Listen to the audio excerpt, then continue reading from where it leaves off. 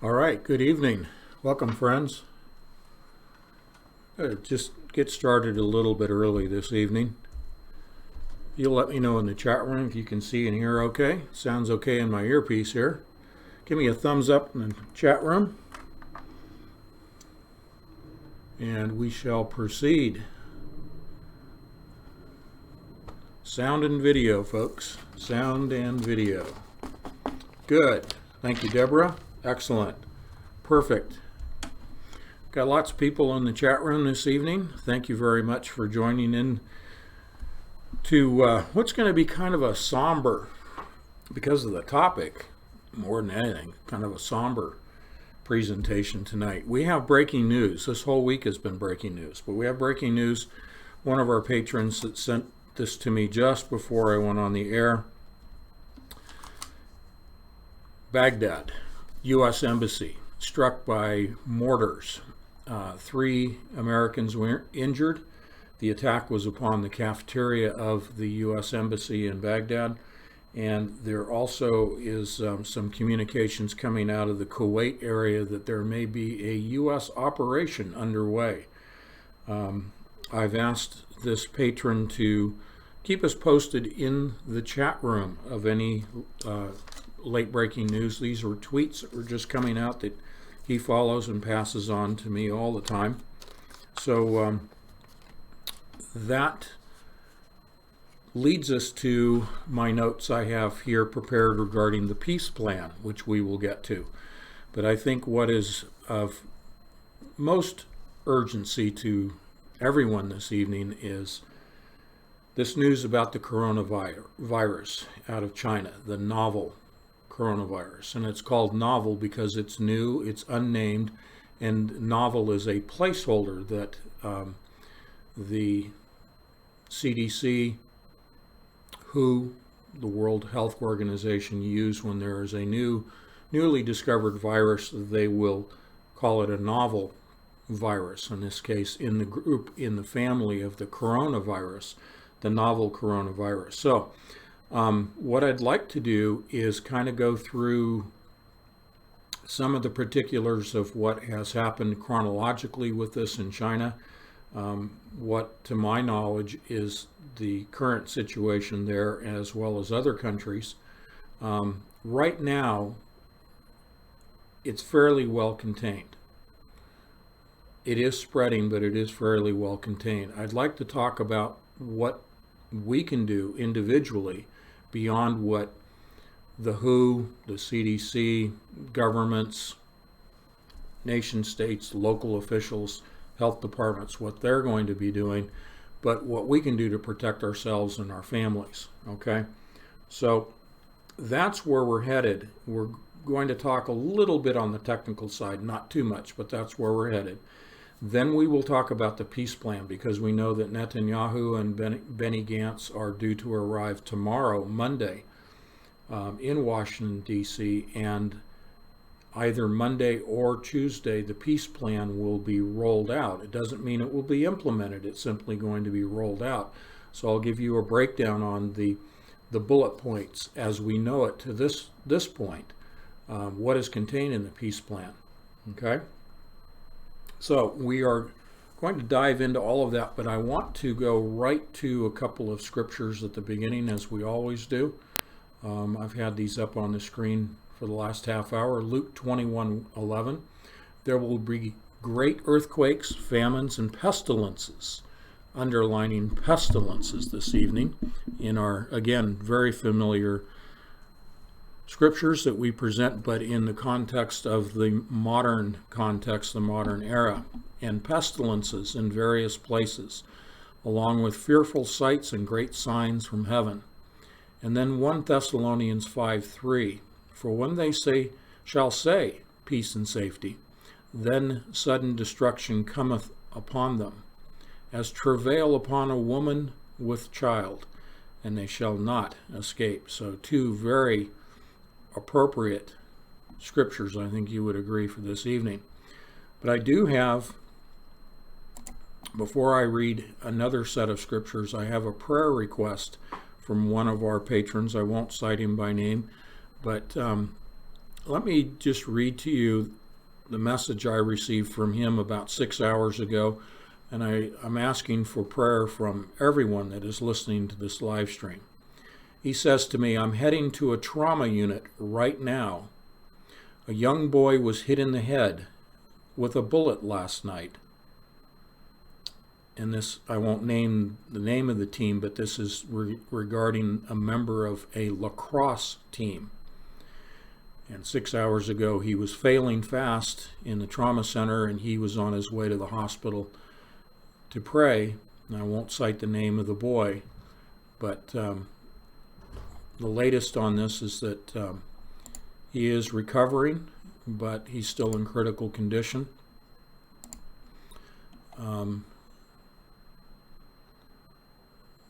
He says, this came in about 5 hours ago. He says, I just left the family and was with the father. He says, words can't express the pain, but the boy is still on life support.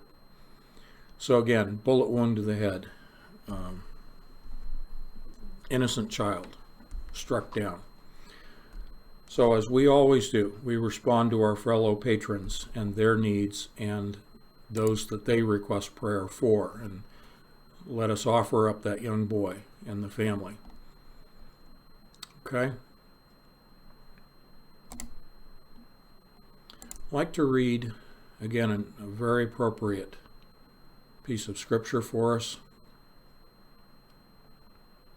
Philippians chapter 2, verse 9, 10, and 11.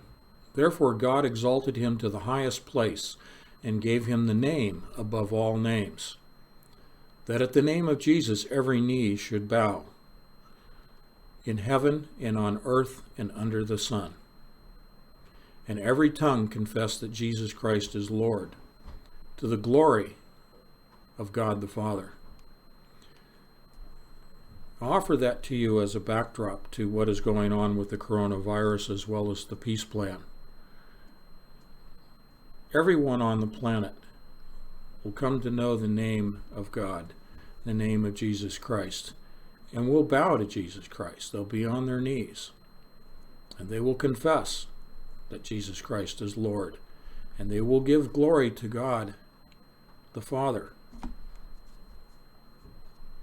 Certainly, the people that are suffering in China and to a limited degree in 11 other countries around the world now, due to this coronavirus and for other reasons that they're suffering. The birth pangs are here. People are suffering. And they are turning to God. And more will do so. One of our patrons sent this suggestion regarding Psalms 91 just before the live stream began. And I'd like to take the time to read this in its entirety. This is from the King James. My refuge and my fortress. Excuse me. Verse 1 of Psalm 91. He that dwelleth in the secret place of the Most High shall abide under the shadow of the Almighty. I will say to the Lord, He is my refuge and my fortress, my God. In Him I will trust. Surely He shall deliver thee from the snare of the fowler and from the noisome pestilence. He shall cover thee with his feathers, and under his wings shalt thou trust. His truth shall be thy shield and buckler. Thou shalt not be afraid for the terror by night, nor for the arrow that flieth by day, nor for the pestilence that walketh in darkness, nor for the destruction that wasteth at noonday. 1,000 shall fall at thy side, and 10,000 at thy right hand, but it shall not come nigh thee. Only with thine eyes shalt thou behold and see the reward of the wicked, because thou hast made the Lord, which is my refuge, even the Most High, thy habitation. There shall no evil befall thee, neither shall any plague come nigh thy dwelling. For he shall give his angels charge over thee, to keep thee in all thy ways. They shall bear thee up in their hands, lest thou dash thy foot against a stone. Thou shalt tread upon the lion and adder, the young lion and the dragon shalt thou trample under feet. Because he hath set his love upon me, therefore I will deliver him. I will set him on high, because he hath known my name. He shall come upon me, and I will answer him, and I will be with him in trouble. I will deliver him and honor him. With long life will I satisfy him and show him my salvation. So in the context of all that we are going to examine this evening, please take that as encouragement. I know the questions that run through my mind about this coronavirus and even the peace plan. The question that goes through my mind is not so much a matter of how do I protect myself and my loved ones from this virus, should it spread as a pandemic globally. For me, I can only answer for myself. I take solace and encouragement from Psalm 91 and from other scriptures, because God will not forsake us. It doesn't mean that we won't necessarily contract this virus or something else. I mean, death comes to all of us, and none of us know how death will come or when. But we can take encouragement knowing that because we are saved, we will be with the Father. It is those that are unsaved that we are most concerned with. And whether we should individually die of the novel coronavirus or something else, it's prudent to take precautions, and we'll discuss some of those precautions in just a moment. But we should not get caught up in the fear that is spreading right now, spreading more than the virus itself. And I've often cited problem, reaction, solution as the modus operandi of those that are in power, and that their primary objective is to maintain our thinking at that base level, at that brainstem level of fear, fight or flight, to prevent us from thinking clearly, critically, intelligently, independently. They want us to be caught up in the group think, if you will. They want us to be caught up in the group fear, in the crowd mentality, the crowd psychology. And especially this is true for those that are not saved, that don't have the ability to rely upon prayer and the relationship with Jesus Christ and rely upon knowing that God provides for us. Again, it doesn't mean that we're going to necessarily be immune from this disease. We may suffer from it. We may die from it. But that doesn't cause fear for us that are saved. But it does cause us concern and somewhat fear, yes, for our loved ones that are unsaved, and friends and acquaintances, people we work with that are unsaved. There's cause for legitimate fear for them, for their salvation. Because everything that we talk about here is for the bottom line, which is the good news, the gospel that Jesus Christ died for our sins. He defeated death and rose to the Father. And that because he has paid for our sins, we know that we are saved. We have salvation. And we're trying to bring that to others by showing what's going on, showing the evidence of evil that is going on. But none of this operates outside of God's plan and God's timing. I know it's difficult for all of us to think that it's God's plan that people should suffer from whatever malady or trauma, but it is all part of God's plan, and we just have a very small human mind and human capacity to try our best to understand the mind of God. But he has a larger plan than we can comprehend. But again, we should take comfort in knowing that he, God, is ultimately in control, and that our Savior, Jesus Christ, through the Holy Spirit, is right here with us. Okay?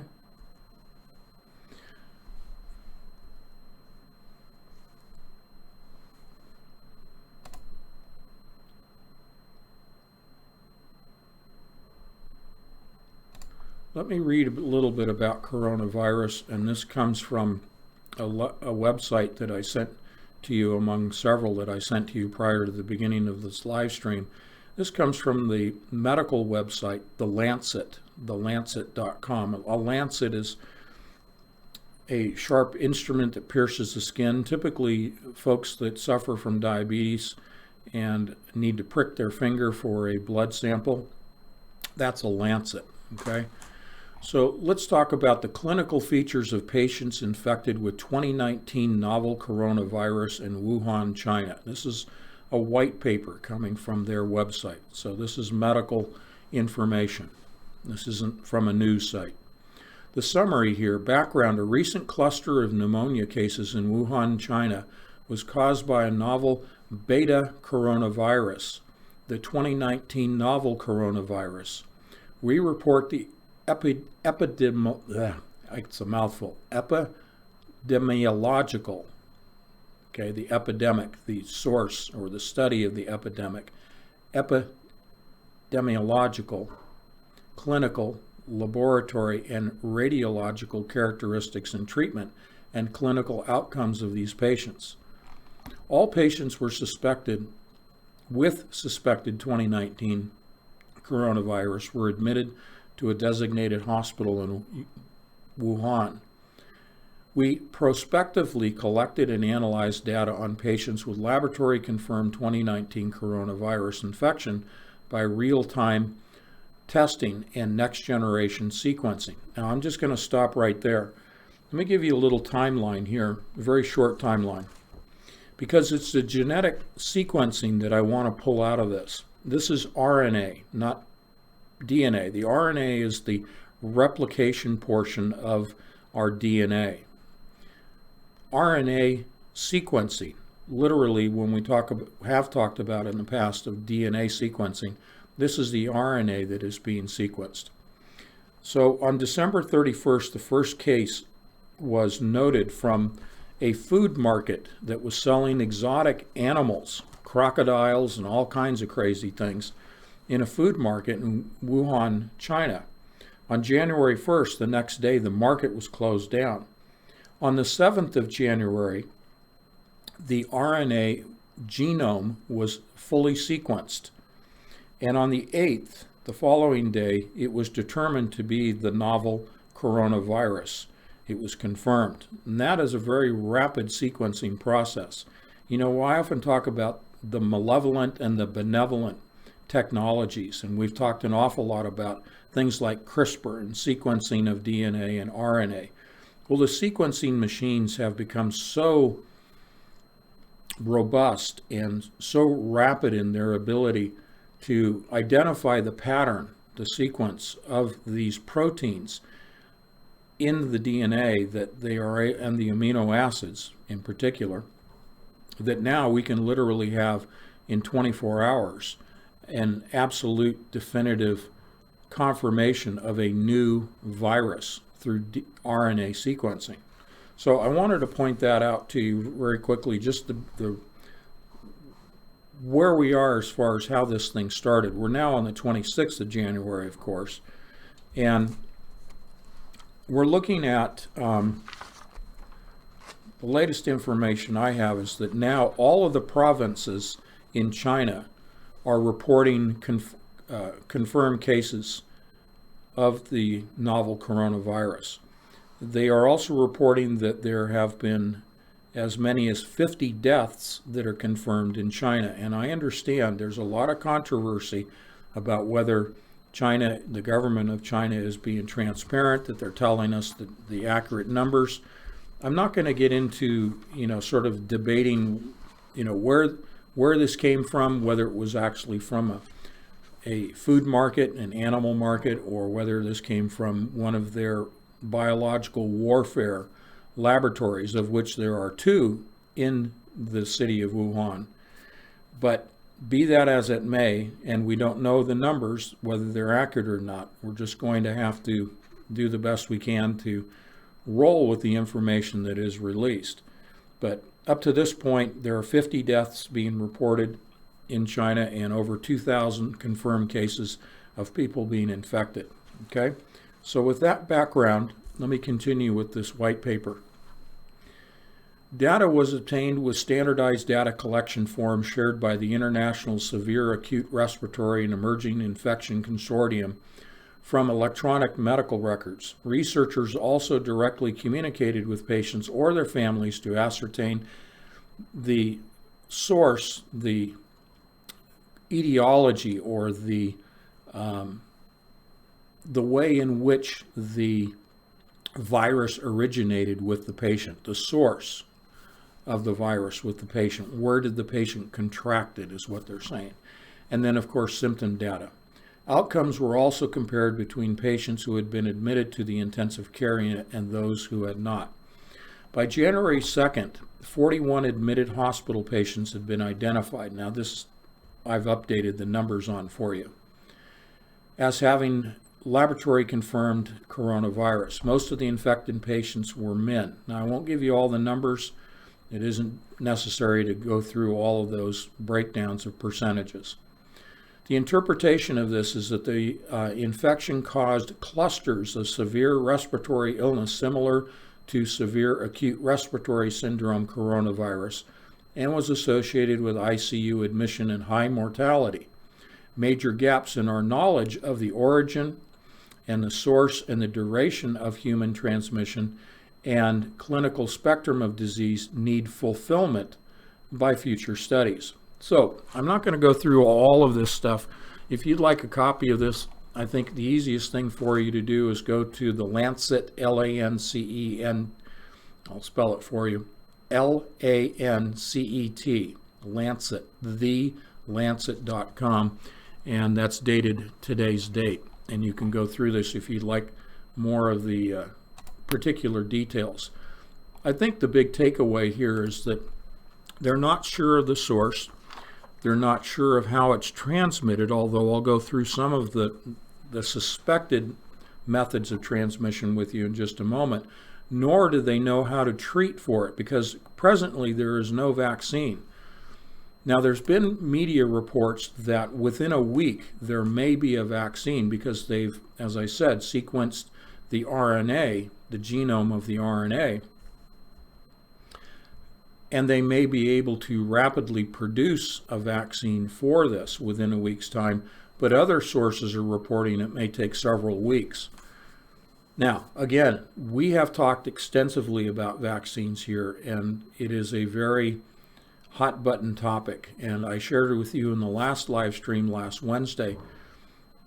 My presentation, my first public presentation, was in 2013, talking about the MERS coronavirus, the Middle Eastern Respiratory Syndrome, or MERS coronavirus, as it was known in 2012. So I have since then publicly been warning people against taking vaccines. You all know that, and we've discussed this, and others discuss the veracity of taking vaccines of any kind. So again, this leads us to the prominent question, not only how do we prevent contracting the disease, how can we protect ourselves and our loved ones, as I said, but should we take a vaccine? Should one be produced and made available? Of course, the specter of mandatory vaccines is out there, as I indicated yesterday when I sent out a post to the patrons regarding coronavirus. I gave you some of the, the dire scenarios, if you will, in just a brief couple of lines.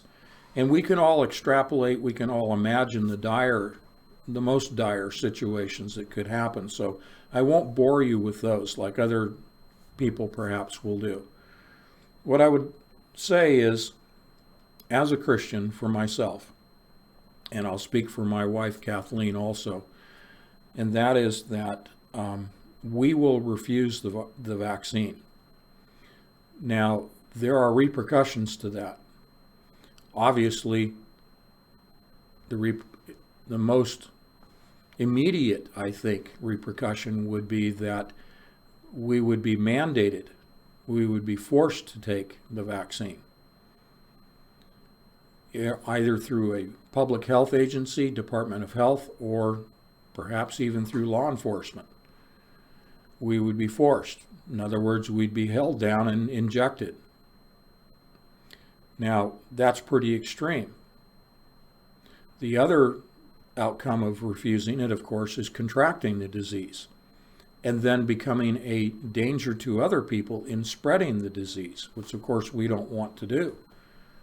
So I'm going to go through some of the things that we can do to protect ourselves, but then some of the recommendations from the World Health Organization, which many of us don't trust, and I agree with that, and recommendations from CDC, which of course many of us don't trust.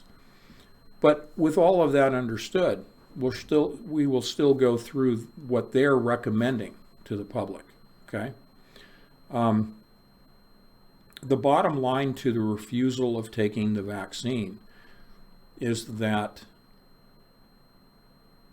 I would offer to you, as I do many times with tough questions like these, take it to the Lord in prayer. You hear from the Lord through the Holy Spirit as to what you should do, especially for parents of children and having to make a decision for their children as well as themselves. I can't tell you what to do. I would never presume to do that, especially in a situation like this. I can only tell you what my choice, my decision, and my wife's decision is that we will refuse the vaccine. But we don't have small children. Our children are adult age, they've grown up, they're living on their own. They'll make their own decisions. But a decision where you're making one for someone else, for elder care or for young children, you'll need to take it to the Lord. So we can all, as I said, we can all imagine the most dire situations, but let me give you just a couple of touch points of where scenarios could play out. I think the two target areas in which vaccines will be mandated, of course, will be the schools for children and therefore their parents. It will be the schools and it will be the healthcare services, hospitals, urgent care clinics, doctors' offices, healthcare workers across the spectrum. And as you know, I'm a retired paramedic, 27 years in Oakland as a paramedic in the private sector.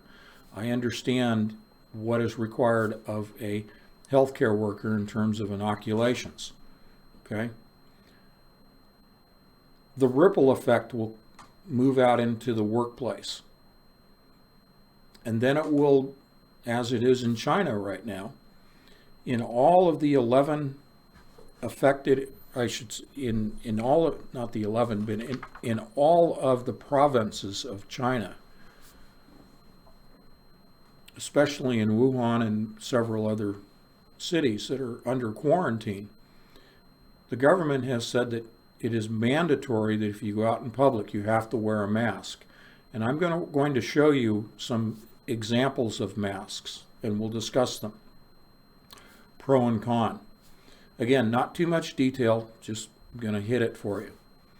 But what we see taking place through the government of China, I think we can extrapolate and carry over to other countries, including the United States, in the extreme here in this country, if it gets to that. What they're doing is mandating that anyone that goes out in public must wear a mask. Anyone who is not wearing a mask and is attempting to enter a public building, like restaurants, hospitals, of course, other places, will be barred from entrance unless they're wearing a mask. Of course, there's been a run on masks, and so now there's a shortage of masks. I'm going to go through some examples of masks because I would like you to be well prepared. I would like you to have good information. Again, I'm taking this from CDC and I'm going to read their recommendations. It's not just mine, okay? And I think these are good recommendations. I am endorsing them because I think wearing a mask is appropriate, but you need to wear the proper mask. And if it gets to a real extreme situation, I'm going to show you the extreme example of a mask that is available to the public that you can purchase. It is extreme. Okay?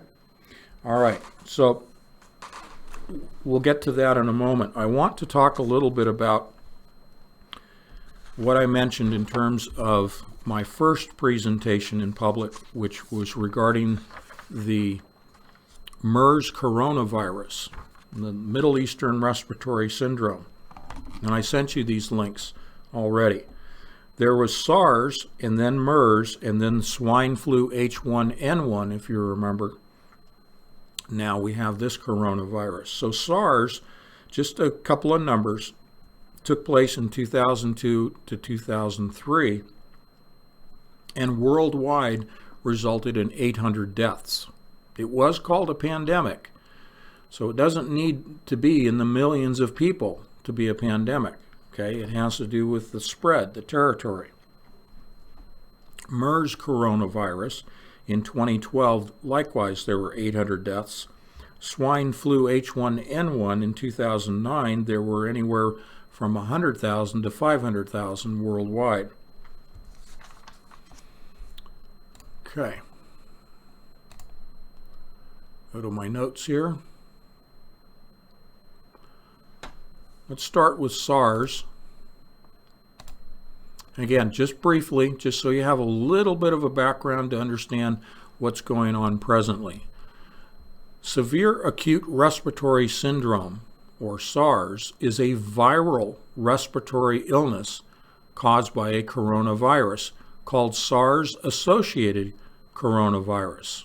SARS was first reported in Asia in February of 2003. Over the next few months, the illness spread to more than 24 countries in North America, South America, Europe, and Asia before the SARS global outbreak of 2003 was contained. This fact sheet gives basic information about the illness and what CDC did to control SARS in the United States. So, again, this comes to us from the CDC. Jump over to MERS, or Middle Eastern Respiratory Syndrome, that I was speaking about in 2013, is an illness caused by a virus, more specifically a coronavirus, called Middle Eastern Respiratory Syndrome Coronavirus, MERS-CoV. Most MERS patients develop severe respiratory illness with symptoms of fever, cough, and shortness of breath. About 3 or 4 out of every 10 patients reported with MERS have died. Okay? So these are respiratory. And therefore, that gives us a clue as to how these are passed, how they are transmitted. Let's go to MRSA, and then we'll dive into coronavirus here.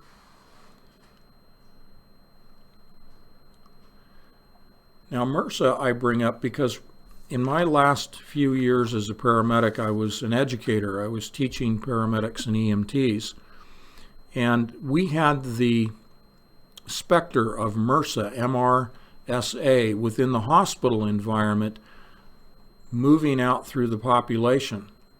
This is a methicillin-resistant Staphylococcus aureus, MRSA. Now, this is not a virus, okay? This is a bacterium.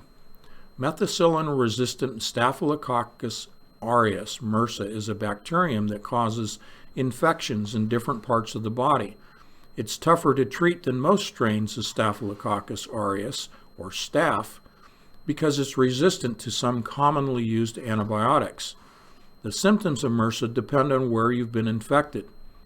Most often it causes mild infections of the skin, sores, boils, and abscesses. But it can also cause more serious skin infections or infect surgical wounds, the bloodstream, the lungs, or the urinary tract.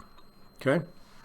So MRSA was something that we as first responders became very concerned about in the 90s because staph is something that is rampant in all hospitals, Staphylococcus. And the overuse of antibiotics has rendered many of the strains of Staphylococcus aureus resistant to those antibiotics.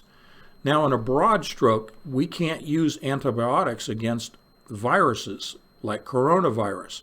It only works on bacteria, bacteriums, okay, like a staphylococcus. So in the case of a coronavirus or any other virus, we're dependent upon vaccines.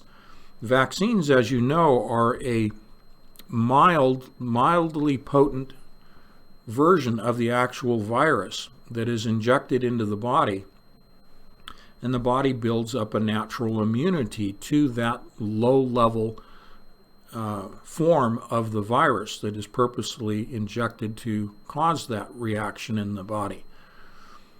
Now, the unfortunate thing is that people that are already suffering from severe respiratory problems, such as pneumonia, which is how the coronaviruses as a family present. They present in their worst form as a pneumonia, which is fluids building up in the alveolar sacs and the lower bases of the lungs. And people literally die from asphyxiation. Okay? So we became, as paramedics, first responders, concerned about MRSA in the 90s. And we actually were taking steps to wear masks.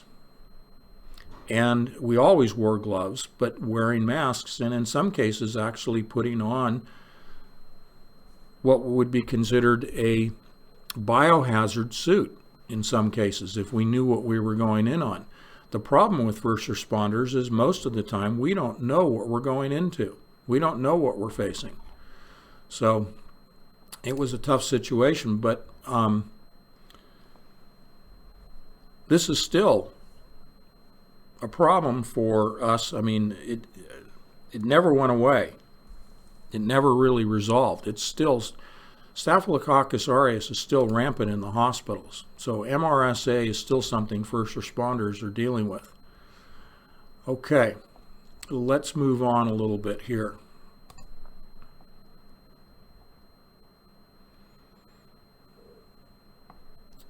Close some of these down so I can get to my other notes.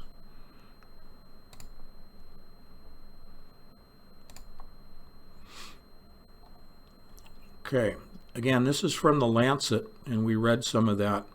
But understanding what I just read to you from these other examples of the coronavirus and from MRSA,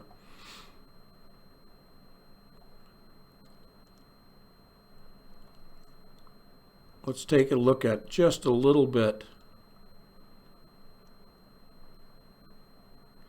In December 2019, a series of pneumonia cases of unknown cause emerged in Wuhan, Hebei, China, with clinical presentations greatly resembling viral pneumonia.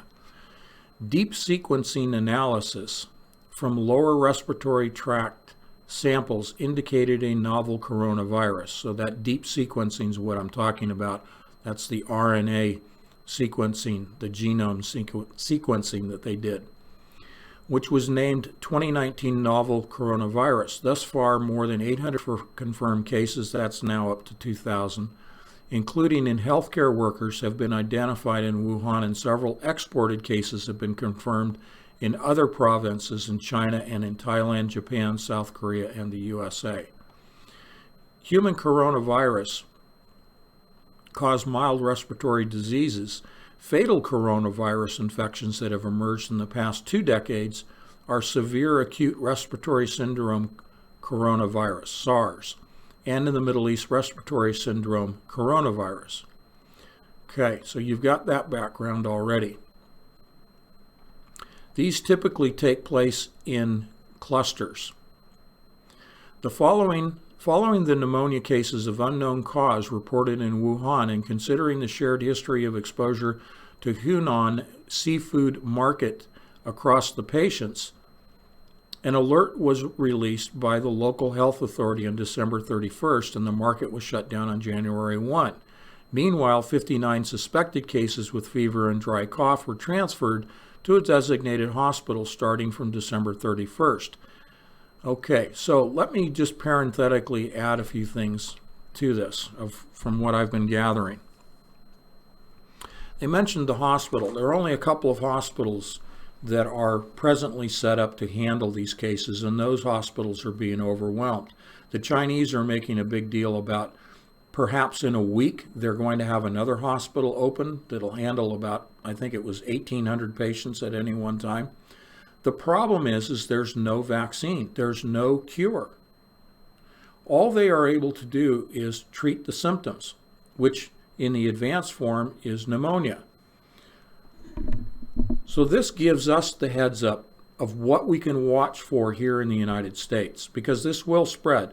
There's a confirmed case in Seattle. There was, I think, a 30-year-old man who traveled directly from Wuhan to Seattle by aircraft, of course, and he had some mild flu-like symptoms. So he self-reported himself to his physician, and his physician understood the current situation, and therefore they took precautions to have him shelter in place in his home, okay, to quarantine himself in the home. But what his doctor did by alerting the CDC and sending samples to the CDC, they were able to confirm the coronavirus and then begin the process of backtracking all of his contacts, which in the case of airline travel becomes quite complicated. So I want to segue over into discussing the big picture from on Patch Air, totally appropriate, from 40,000 feet, the big picture problem, and then we'll kind of go back to the details a little bit. There are reports of sovereign nations with their embassies in China evacuating personnel, their sovereign personnel, their citizens from China. And effectively, China now, because they have cases confirmed in every province in China, China now effectively is quarantined. So you can, again, extrapolate the worst case scenario from this. If countries are allowed to begin airlifting their people, their citizens out of those areas. Tuesday, the American embassy is going to be evacuated. And I'm looking for my notes here. We're looking at, I think, somewhere on the order of 1,000 U.S. citizens being airlifted. Other countries, of course, airlifting their citizens. The incubation period is the problem here. On average, the incubation period for this novel coronavirus is 10 days. It can be as long as 14 days. During an incubation period, as you well know, people do not exhibit signs and symptoms. They may not even have a dry cough. They may not have flu-like symptoms until, speaking of a dry cough, until they reach the end point, the end point of the incubation period. So everyone that they've come in contact with for 10 to 14 days, to someone who is then confirmed as a carrier and then suffering the signs and symptoms of this coronavirus, of the novel coronavirus, all those people potentially are exposed and potentially infected. You can see that if countries are allowed to fly their citizens out of these areas and they return home, unless they are placed in quarantine, and there isn't too much information coming out that I've been able to find that indicates that these people that are airlifted will in fact be quarantined in their home countries. Now, I think that there are prudent people out there. I think that there are people from WHO and from CDC and other health organizations in various countries that will, at a minimum, require that these people wear a mask and that they travel directly with minimal contact directly back to their homes and then self-quarantine in their homes, with those homes being set up, prepared for them to be quarantined. So this takes me to something that we can talk about in our own homes. Should we discover that we have a family member in our home that is diagnosed with novel coronavirus, and the recommendation coming from the health department, from the physician, is that they shelter in place, that they quarantine in the home. Well, how do you do that? One of the most practical things to do is to do what is done in the hospital with an isolation ward. Designate one bedroom.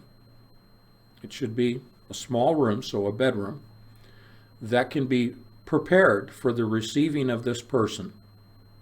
So that means sealing the windows. That may be putting clear plastic sheeting over the windows, using duct tape to seal up the windows around the frames, sealing up the ventilation ducts. Now, there needs to be ventilation provided, okay, but it should be air that's coming from the outside directly into the room, okay? And that would be by way of a fan that is bringing air into the room. Because in an isolation environment, you want to create what's called a positive pressure environment. So you're raising the pressure, the air pressure in the room.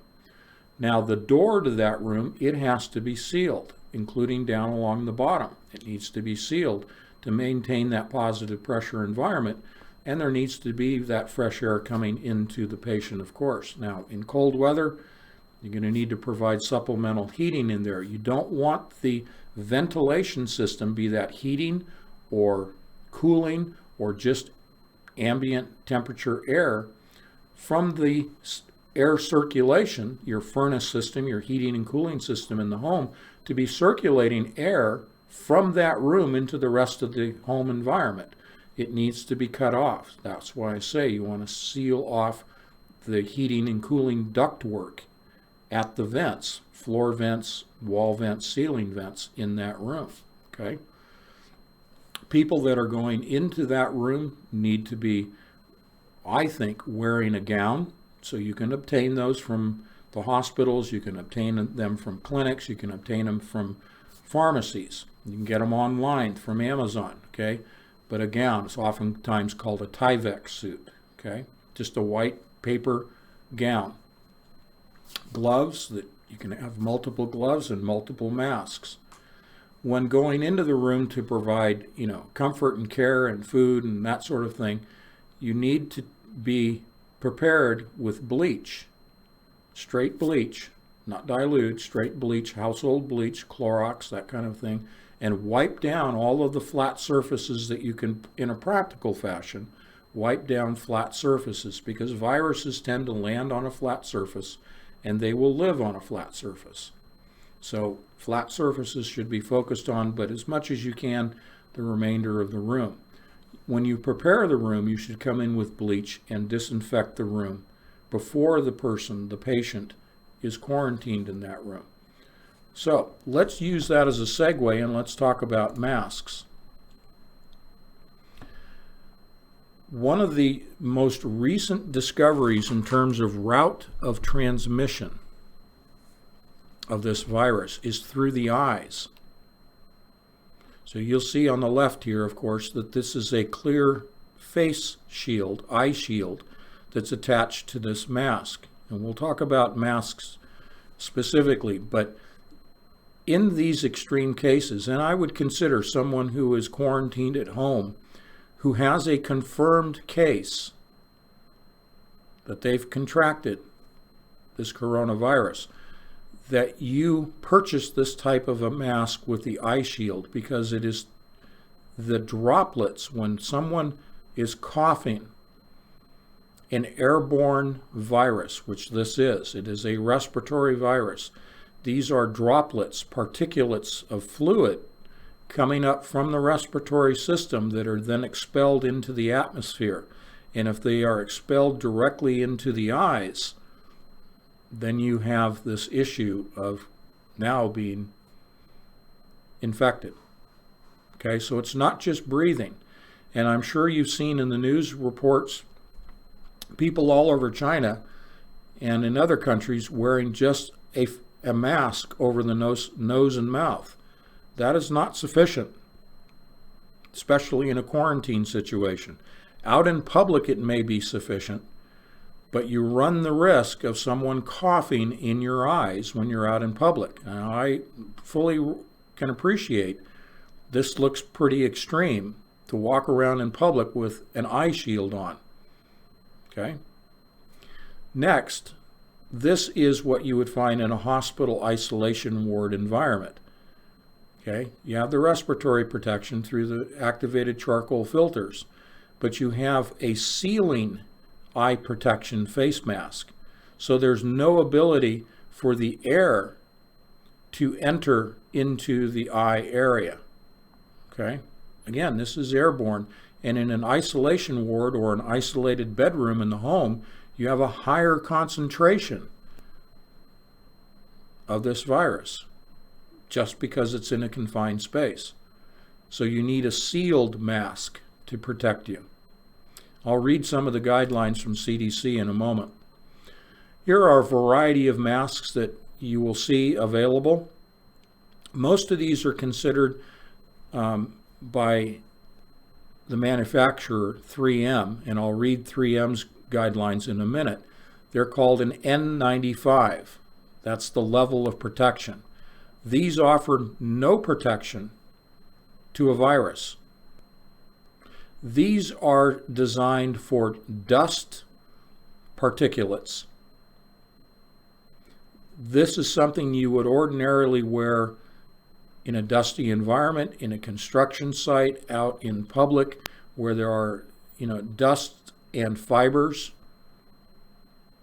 But the thing about bacteria and viruses is that their size is so small that they can penetrate through these masks. These are permeable to biological and viral substances. Okay? These are often called a nuisance mask. And the one in the bottom right or bottom left corner is the one you see most people walking around wearing. It's better than nothing. If nothing else, what these masks will do is the opposite, the 180 of inhalation. It is the expelling. When people are coughing and sneezing, it prevents the expelling of droplets out into the environment. So really all these are doing are protecting people around a person. They do not protect the person, that himself or herself, from the inhalation of biological substances. Okay? A couple of more masks to show you. Again, this is an N95, you can see in the close-up here, often called a NIOSH mask. You see the woman here wearing it. Again, this is good for exhalation and coughing, but it does nothing to protect the person on inhalation. On the right is an example you would typically find in your hardware store, your big box store, 3M paint sanding respirator, see, N95. These are a nuisance mask. They are a dust mask, nothing more. They are not rated for biological hazards. Okay? Again, a close-up here. This is a NIOSH N95 close-up. This is what's called a one-way valve. So when you inhale, there's a little disc in here. That disc, your inhalation will cause that disc to move towards you. It sucks in that disc and closes off this port, this square thing here. What it does then is allow only air to pass through the filter area itself. The purpose of this one-way valve is so that you can exhale through this valve. And you then get protection for you when you're inhaling. But again, this is a dust mask. It is not rated for biological hazards. It's the N95. So your exhalation, which might be a cough, through this one-way valve is going to spread. Therefore, I do not recommend using this type of N95 mask. If you want to protect other people, use the one on the left, which will protect both on inhalation and exhalation. The only thing that it is doing on exhalation, again, to reinforce this point, is to prevent large droplets that you expel from reaching other people. It does not block the biological material itself during your sneezing, only the large droplets. It will spread the disease through exhalation, and you will contract the disease through inhalation if all you have is a simple dust-rated mask. Okay? Now, an example of these masks here, again, you'll see oftentimes people in clinics, sometimes in hospitals, wearing this type of setup where they're wearing safety glasses and they're wearing a mask here. Again, this is not necessarily going to protect people in the case of the coronavirus. This mask here, again, is just a mask that is intended for the blocking of blood and bodily fluids coming from a patient and striking a healthcare worker. This is not intended for the coronavirus.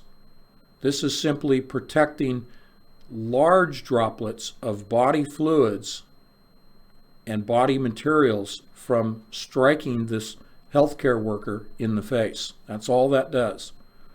Now, on the right-hand side, what I'm illustrating to you is a mask that does have the one-way port, as I illustrated earlier. So it allows air to be expelled through this port. Thus, it doesn't protect anybody else.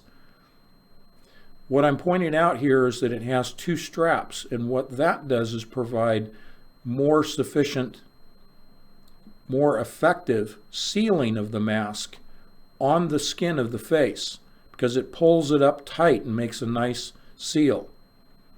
Now, on the bridge of the nose of this mask is a little band of aluminum, and you pinch the bridge of your nose to seal around the nose and the lower orbits of the eyes. Okay, so that's better than nothing. At least they've got two straps, and they're able to do that. Okay.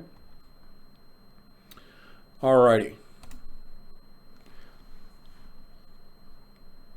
I'm going to go ahead and read some of the guidelines from CDC.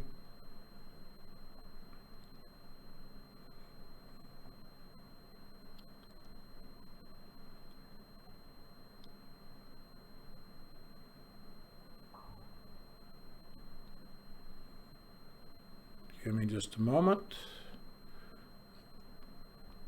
All right, this one's from 3M. We'll just jump to that real quickly.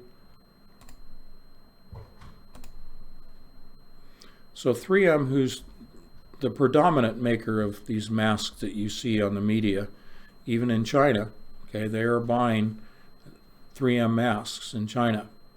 Respiratory protection for airborne exposures to biohazards. Diseases can be transmitted via many routes, including inhalation of aerosols. When properly fitted and maintained, particulate-removing respirators have been demonstrated to reduce the amount of aerosols, both bioaerosols and non-biological aerosols, that are inhaled by the wearer. In contrast, most surgical masks are not designed to seal tightly to the face, and research has shown that they do not achieve the level of contaminant reduction provided by a NIOSH or CE-approved respirator being used correctly. Although questions have been raised as to whether or not biological particles can be filtered as well as non-biological particles, research shows that a respirator filter will remove bioaerosols in a similar manner as it removes non-biological aerosols from air that passes through it.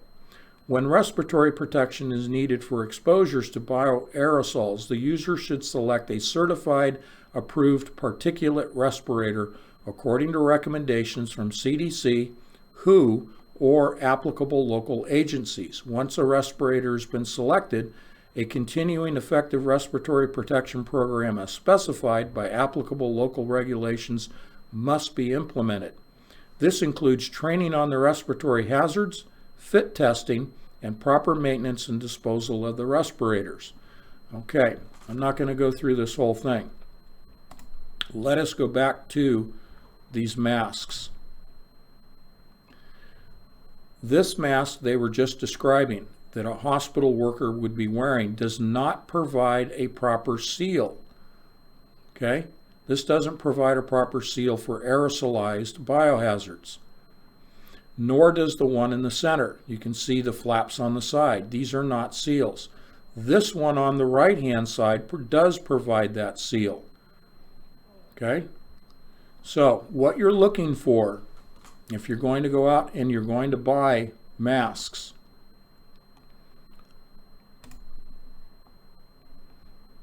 let me get to, you don't necessarily have to have the one on the right. This is for extreme situations. This is where people would be working in an isolated room, an isolated chamber. Now, if you have a patient who's at home and is being cared for in that isolation bedroom, I would recommend purchasing this, and they run about $110 on Amazon, and you can get them overnight. So if you want to go that route, yes, I know it looks rather ridiculous and it might look overkill, but this does provide the proper seal for aerosolized biohazards. This one does not. This only is going to protect you from someone who's coughing, but you're going to be inhaling those aerosolized materials with this kind of a mask. Okay? I know that most people will want to just go with these masks, one of these in here, because they don't look as extreme, they don't look as frightening, they don't seem to be, the overkill. That's fine. I'm not saying that you shouldn't buy one of these.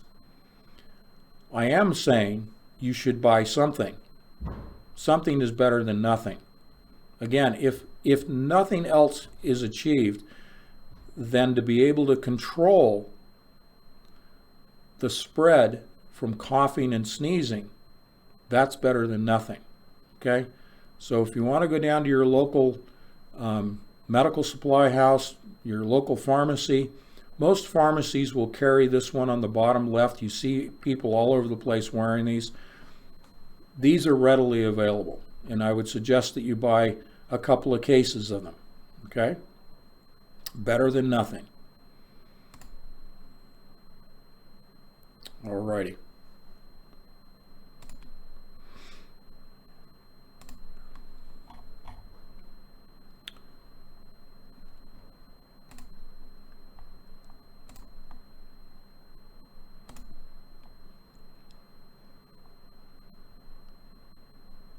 I'm going to read just a little bit. This is from the University of Nebraska at Lincoln.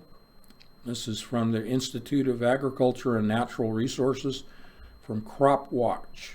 Crop, C-R-O-P. Protect your lungs with properly fitted respiratory masks. Now, this is germane to what we're talking about. Working around grain means working around dust and chaff. Dust has the potential to cause health problems or even permanent lung injury. Breathing dust from stored grain or old hay means breathing in fecal material from rodents and birds and molds and fungus and bacteria. To avoid developing respiratory problems from working in dusty farm conditions, wear a NIOSH-approved two-strap masks. And when fitting the mask, make sure it remains sealed when turning, scooping, talking, etc. And be aware that facial hair will compromise a proper seal. Okay? So that's just a quick overview for the dust mask application, but it is good information as far as how to properly fit the masks that we're talking about right now in terms of biohazards. Okay? You need to make sure that they work when you're moving around. They're properly sealed. And when they do get wet, when they do get dirty, you need to have a ready supply of replacements. Okay? Doesn't do any good to walk around with a wet mask. I know that sounds a little disgusting, but that's what we're dealing with here.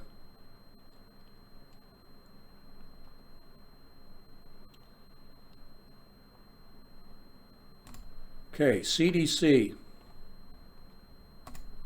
As much as we may not trust the CDC, we do have to look at it sometimes just for some of their guidelines.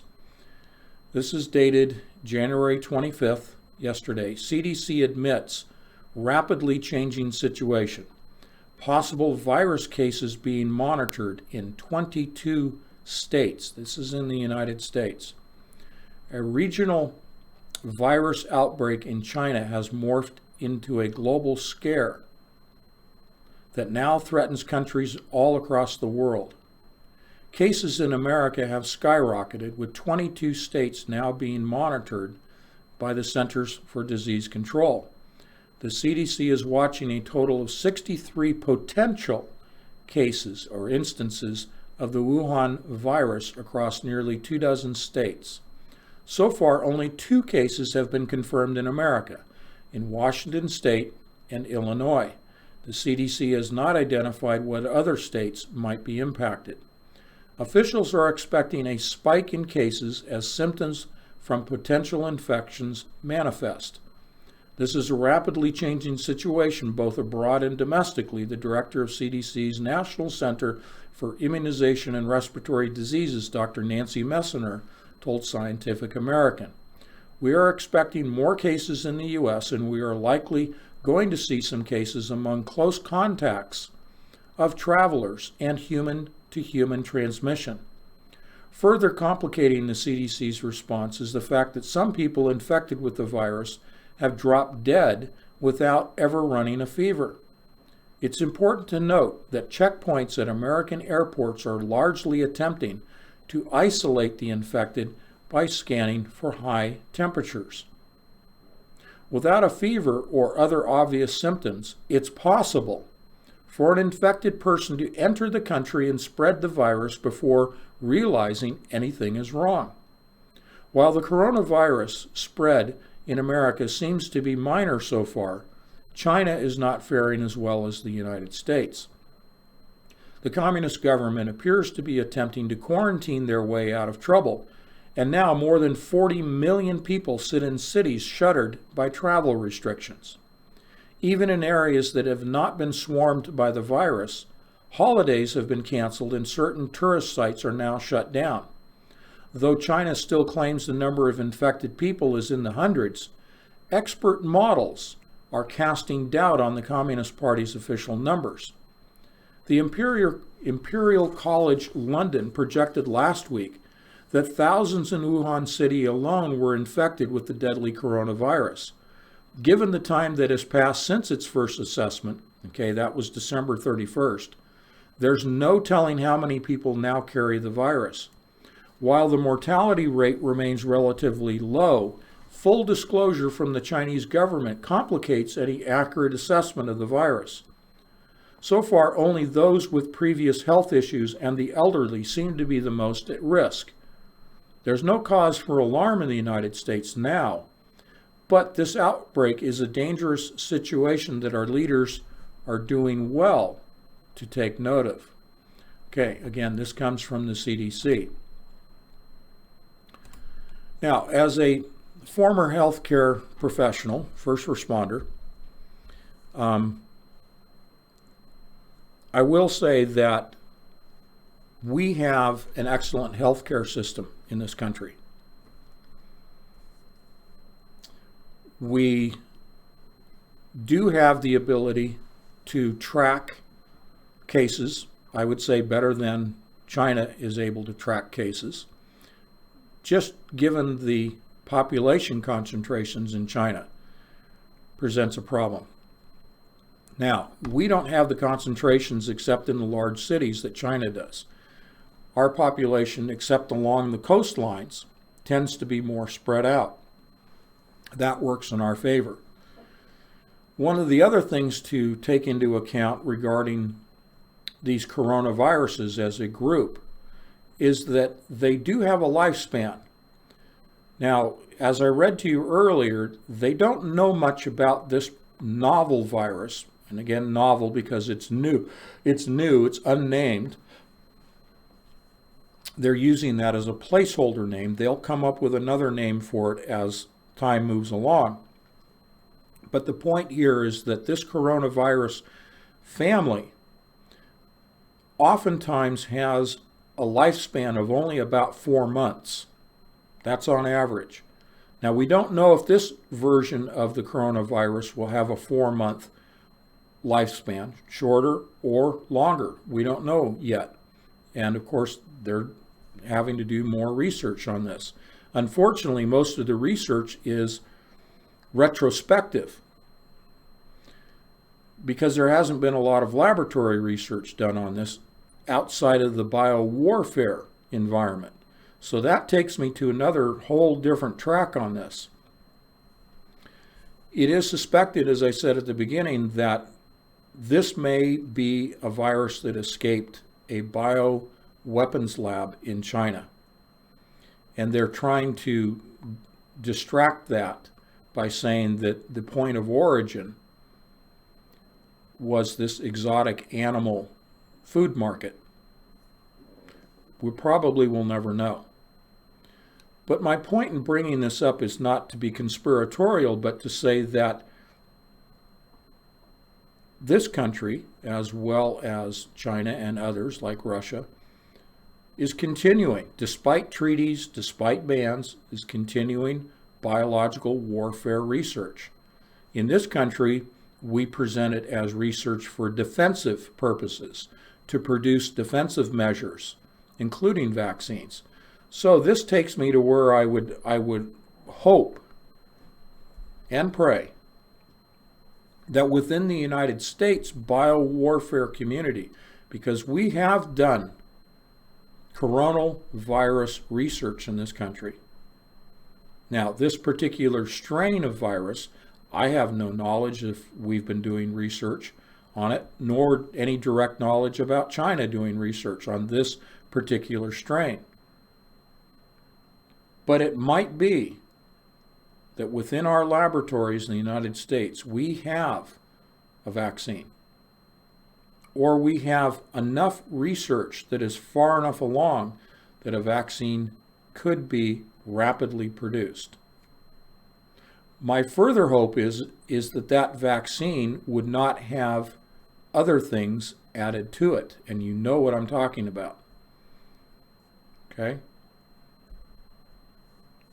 Now, I could speak conspiratorial and go further on that track, but I don't think it's necessary.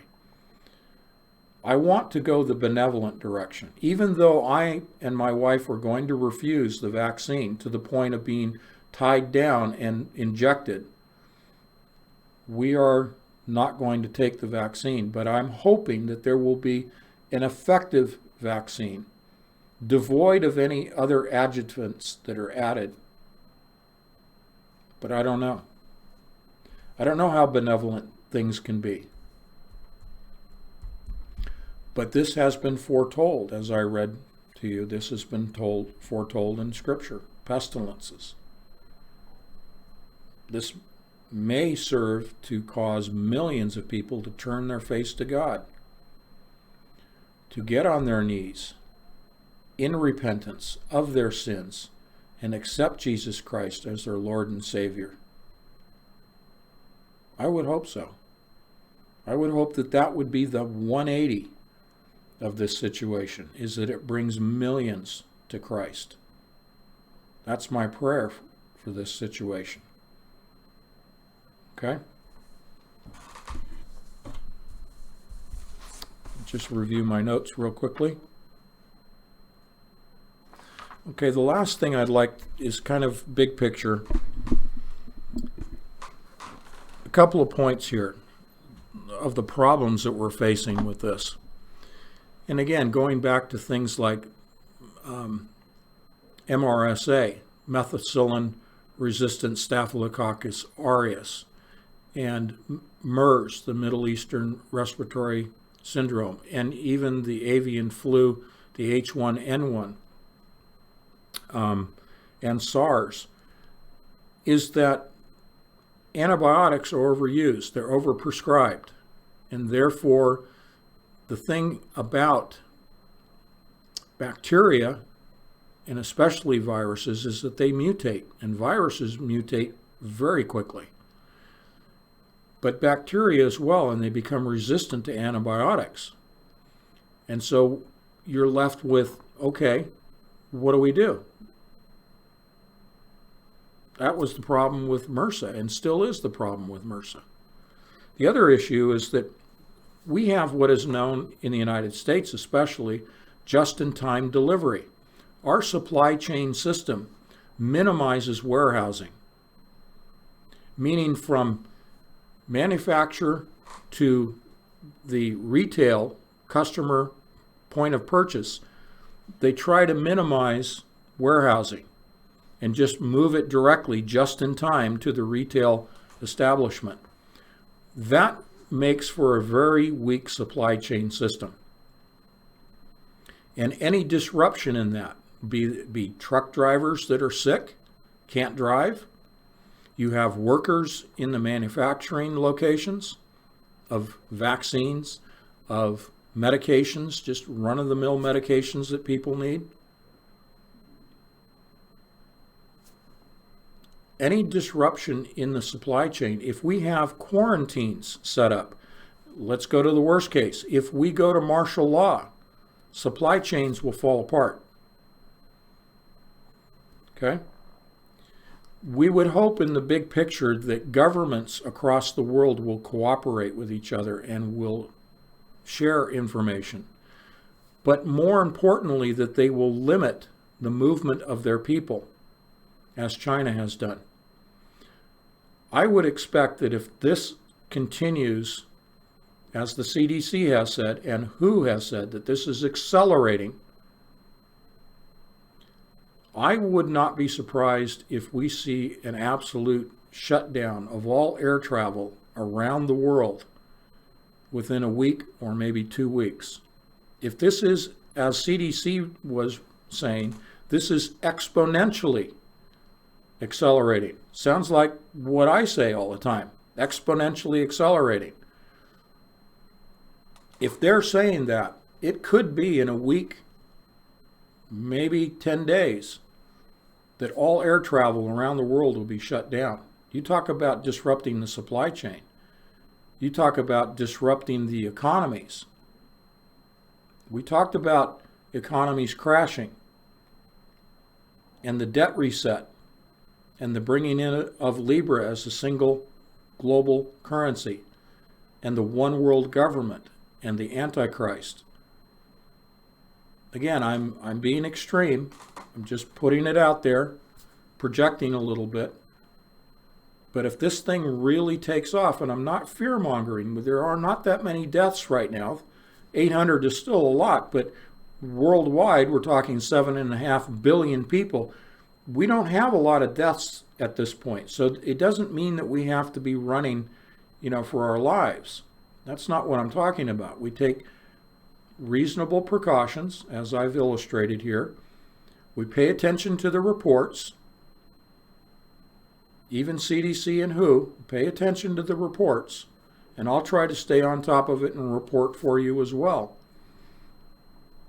But take the fear out of this so that you're able to think clearly, you're able to prepare properly, you're able to think critically. Don't follow the crowds, okay? The crowd psychology. Don't follow what everybody else is doing. Think for yourself, because they're going to be operating off of fear, and we don't need to be there. This is not that widespread yet. And by saying that airlines may shut down, I'm not trying to propagate fear. I'm just saying plan accordingly, especially its impact on supply chain. So if you're a diabetic, if you take heart medications, write down the list, okay, of the things you're already prescribed. contact your physician and see if you can get an early refill, so you have at least one extra prescription on hand. And then the whole thing of food and water and batteries and all the other things. If you have to shelter in place as a family, you need to have enough in place should you have to stay in your home. Okay? Again, I want to step back and talk a little bit about schools. It is foreseeable that it will be mandatory that children, and thereby their parents, on a mandatory basis have to receive this vaccine. You won't be given a choice. Those that refuse, like myself and Kathleen, we will be viewed by those that do take the vaccine willingly. We will be viewed as the enemy. I think this is purposeful in the problem, reaction, solution scenario to make people who are thinking independently and are thinking rationally are then, in that weird way of 180 degrees, they're now made out to be the enemy. Now, I can understand the thinking from a health department perspective, that if you have people that are potentially carriers of a disease, they are the enemy. So what will Kathleen and I do? We will shelter in place. We will self-isolate ourselves so that we are not a danger to others. We don't want to be a danger to the community until this thing moves through its incubation period. Okay?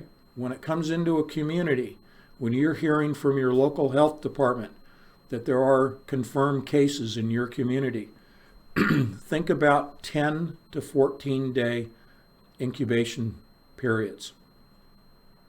That translates to be prepared to shelter in place for 14 days.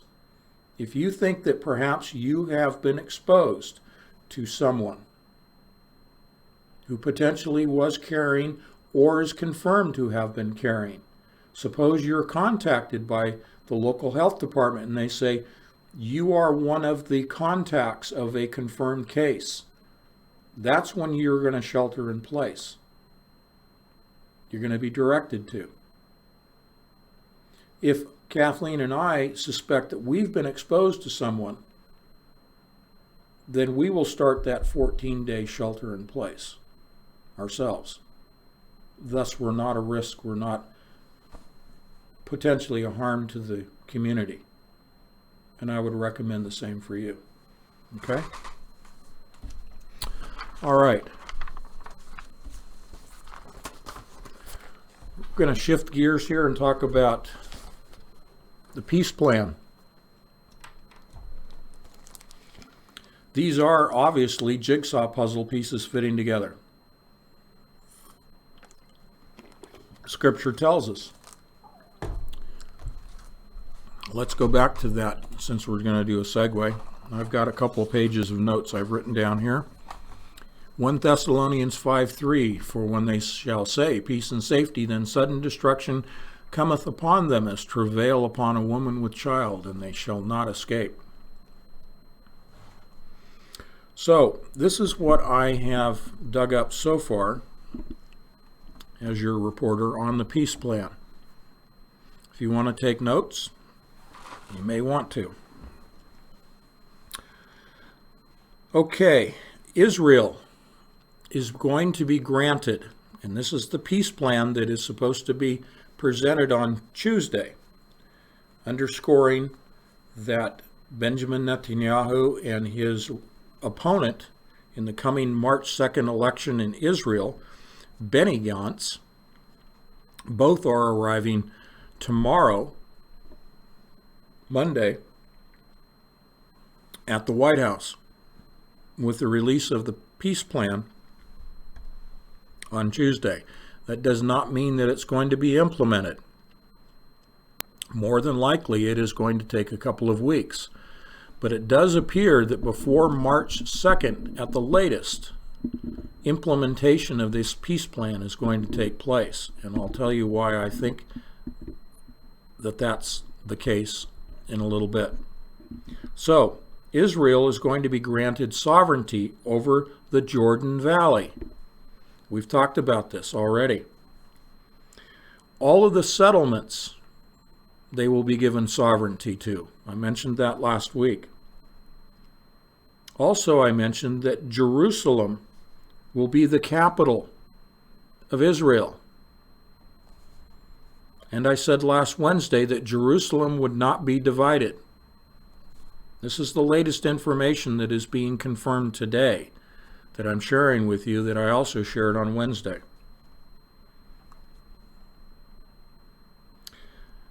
Israel, under this peace plan, has been granted all of its security demands. All of them.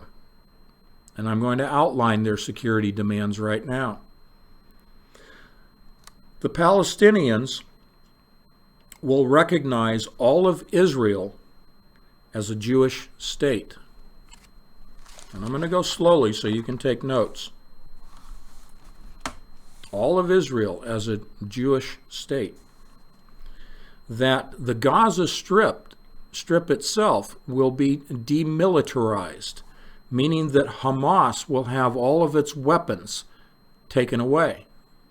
Again, this is a security demand made by Israel that has been granted in this peace plan.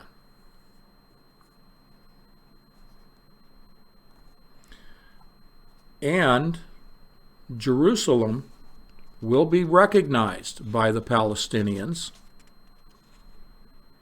as the capital of Jerusalem.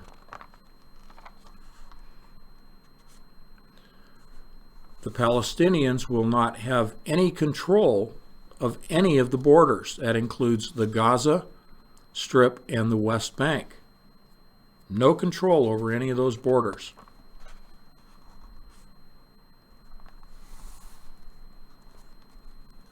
Now, the Palestinians, they're not going to be happy about this. The Palestinians, and this hasn't been detailed yet, but the Palestinians are slated to receive millions in financial aid from the United States. They are going to be provided economic development through the United States and Israel. That they will be given trade routes through Israel by the Jewish state. Essentially, the Palestinians are going to be paid off. At least that's the plan. That's Trump's deal of the century. And if you know anything about the deal making of President Trump, it involves a win-win situation for both sides. Right now, it doesn't sound like much of a win for the Palestinians. But to make it a win, and this was discussed early last year in 2019, the Palestinians would be paid off, that they couldn't refuse the offer in trade for the demands of Israel, that they would be offered so much money, so much employment opportunity, so much trade development opportunity, that they couldn't refuse it. At least that was what was presented almost a year ago, as some of the leaks came out. We'll see. We'll see what comes out on this deal. So why is this happening right now, prior to the March 2nd election in Israel, their third election, between Benjamin Netanyahu and Benny Gantz? Why did Gantz agree to meet with Trump and Netanyahu? Well, from the big picture perspective first, from 40,000 feet on Patch Air, okay? We're all wearing our masks on Patch Air. We're all wearing our masks tonight. This is to shore up the positions of President Trump, who is potentially going on trial in the U.S. Senate in the impeachment hearing. Potentially. He's not on trial yet. Meanwhile, under indictment is Benjamin Netanyahu for corruption. And it stems from an allegation that he received some gifts, some wine and cigars, from a foreign government. Ridiculous. But to shore up both of those gentlemen's political positions is the accelerated, and this is how it's being presented. Let me see what my notes have here. This is described as a lightning peace plan. That's how President Trump is presenting this. His words, a lightning peace plan. Why the acceleration? Why the exponential acceleration? Why do they have to do this right now? Why can't they wait until maybe a few days before the election or even after the election? Because last year, Jared Kushner was saying, we will present the peace plan after the Israeli election. Well, that was the second election. It failed, so now they've got a third election coming up. We've talked about how things are accelerating. The birth pangs are getting closer and closer together and stronger. Look at what we just started with at the beginning of this broadcast. Mortars injuring 3 Americans in the cafeteria of the U.S. Embassy in Baghdad, Iraq. See, that still hasn't calmed down over there. And we had, of course, we talked all about the missile attacks and all of that, of which there are recent reports in the last couple of days that even larger numbers of U.S. personnel were injured than was first released. And many of those are suffering from major concussion injuries to the brain from the concussion of the explosives going off. Not necessarily being struck by materials, but the pressure wave on the brain. Now, no one has died, but that was the red line in the sand for Trump, that it would be the end of Iran if any of our people died in those missile attacks.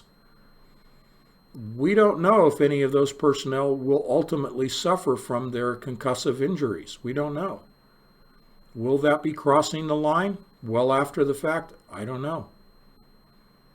But there's a lot going on in the Middle East right now that is accelerating things. And I think that President Trump, with his impeachment issues and the indictment issues of Netanyahu, they want to shore up their position as president and as prime minister by bringing forth the peace plan now. You can well appreciate that the Palestinians are going to be up in arms, quite literally. Perhaps short term, the initial reaction. And then things will be calmed down as the money gets pushed across the table by President Trump. You can just picture him pushing the money across the table. You know, the Palestinians broke off diplomatic relations with the U.S. 2 years ago. So they can't even sit down at the table, but they're going to be compelled to come to the table. And Trump is going to shove so much money in their face that it will calm down. But the initial, and it may happen this week if they present enough of the details, if they present the whole plan Tuesday, that's going to erupt in Israel. And there are enough proxy organizations like Hamas in southern Syria, proxies of Iran. Who knows what's going to happen with Syria? I showed you 2 weeks ago, there's about 20 different Iranian military bases spread all through Syria. They're concentrated in the southern half. They have over 100,000 troops, the Iranians, sitting in Syria. So I think they're exponentially accelerating this thing, what they're calling Let me look at it again. The words, the lightning peace plan. Because they know things are going to break loose sooner or later in the Middle East. And I think that Trump, the bottom line here is that President Trump and Benjamin Netanyahu want to use this as a feather in their cap, as a flag they can wave, as a success that they can say to the American people and to the Israelis, look what we've achieved. Peace and safety, peace and security. Then comes sudden destruction. We don't know the timing of that sudden destruction. We only know that it happens. But sudden is sudden. And destruction is destruction. We have to define that, I guess, ourselves. The problem in Israel is that they do not, as you know, they do not have a formal government. It's been, I think, a year now. A year and a few months, I think, that they have not had a coalition government. They've not been able to form a coalition government. So they don't have an operating government. So therefore, how can a country, a sovereign nation, Israel, enter into a peace agreement if they don't have a government that is operating to enter into and sign, if you will, a peace agreement? Maybe the reason that Benny Gantz is there is to acquiesce to Benjamin Netanyahu. Because, you know, as I've said, President Trump and Benjamin Netanyahu are joined at the hip. They're Siamese twins, politically and theologically and financially. They're both Zionists. That's the zipper, if you will, the zipper of Zionism that joins them at the hip. My expectation, not prediction, because I don't predict, my expectation is that Benny Gantz on Tuesday is going to announce that he is pulling out of the race, that there will be no election, and that he will throw his support and the support of his followers from the blue and white party, that the blue and white party with the Likud party are going to form a coalition government. And that may happen fairly quickly. It might happen in a day. It might happen in a couple of days. A lightning peace plan. So that's my expectation, is that Benjamin Netanyahu will be able to sign the peace plan because he will be the prime minister by default.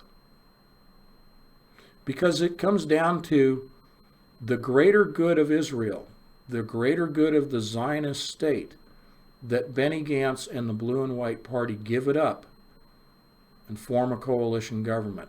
Because the majority of Israelis, according to the polls, do not want another expensive election. It's very expensive, and they don't want a third election. Because their predictions, their prognostications are that even with a third election, there would not be the ability to form a coalition government. So why waste the money, why waste the time and effort, and why postpone the peace plan, which the Zionists want, because they're being granted all of the security demands that they made within that agreement. And the Palestinians are getting tossed to the side, but they're getting paid off. Maybe they will be the better for it, the Palestinians. Maybe it will bring a short peace. I don't know. But there's some kind of sudden destruction in the mix. I don't know how much the Palestinians pay attention to the Christian Bible. I don't know. Okay? All right. I wanted to leave time for questions this evening because I'm sure you have many. I don't know that I can answer them I'll just take my best shot at it, but go ahead and begin posting your questions in the chat room, as we like to do. I do want to, while you're doing that, apologize for a lack of broadcast live stream last Thursday. There were several people that emailed me after I announced that my internet was running extremely slow, and they also were having problems. Even Doug Diamond, earlier in the day, he was telling me was having problems. So there was a network issue that was going on somewhere.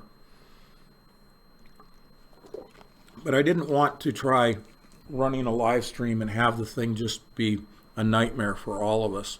Trying to get things to stop buffering and sending links over and over again to try, because that's not fair to you, and it's not fair to me either. We had a lot to cover, but events are just rolling ahead. Lightning speed. Okay.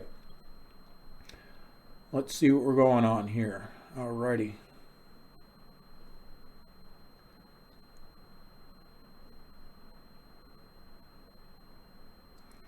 Michael says the Palestinians pay no attention to the Bible.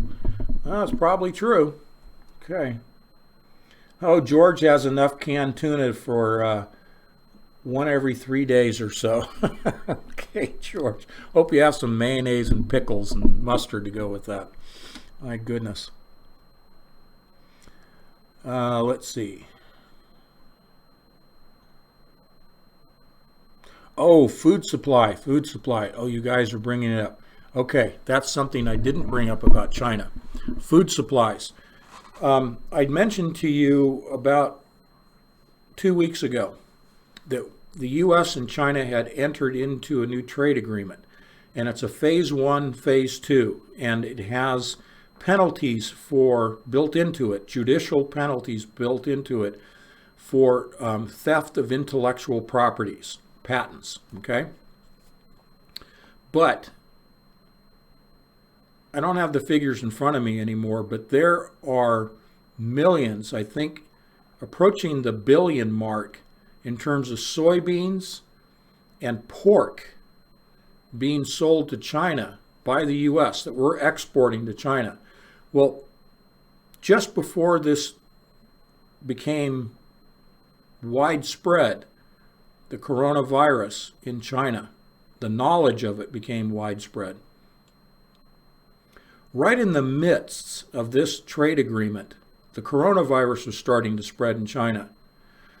But China already had a huge problem with their birds, their avians, being infected, H1N1. They had problems with their pork, swine flu, which still is an issue. Their pork industry has been decimated, and their chicken, poultry industry has been decimated. And the people are, if they weren't, they're going to be, but they were on the verge of an uprising. I mean, not just Hong Kong, but an uprising because of a lack of food. Now, because of the coronavirus and the issue of control on foods, because it's primarily transmitted by animals, it is now human to human, again because of coughing, human to human in close contact with human to human that it's transmitted, but it is primarily transmitted by animals. So you're going to see a slaughtering, wholesale slaughtering of animals in China, which is only going to cause them to move towards the brink of starvation. They're going to be panicking about starving, about lack of food supply. And China's in their winter right now. Okay? They're right in the throes of their winter season. So tremendous unrest can be expected in the population of China. And we are exporting food to them. But remember, last winter we had in the Midwest flooding and snow that decimated our wheat fields and our soybean crops and everything else. So how we are able to export to China is kind of beyond me at this point in the game, but we are. So you brought up food. if we're exporting stuff and maybe we really shouldn't be, all the more reason to be investing in food at this point, especially with this conversation we're having tonight. Okay.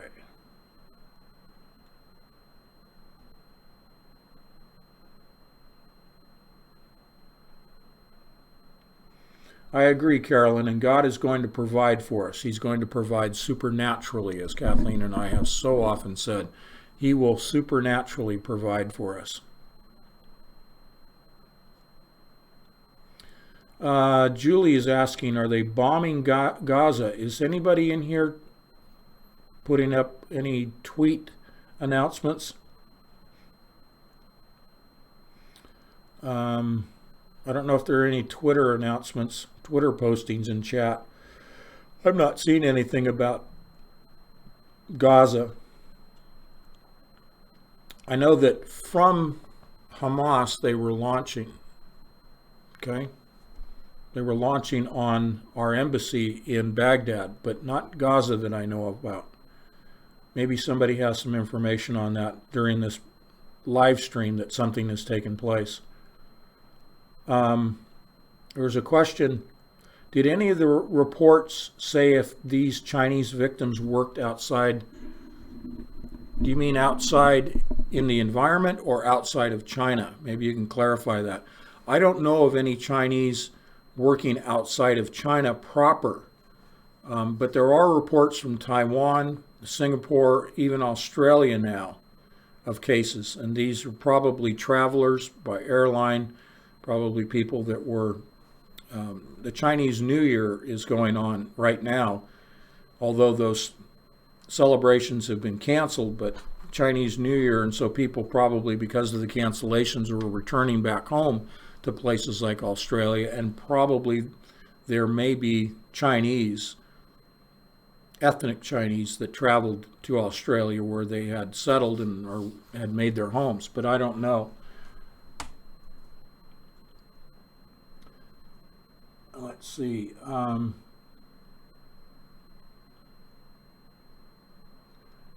Yes, I heard it on a news channel, Julie is saying, that they're bombing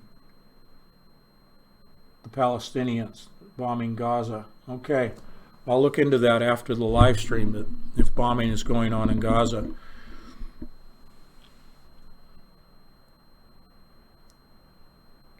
Okay, go ahead, George, and post. What is it that you wanted to post for someone?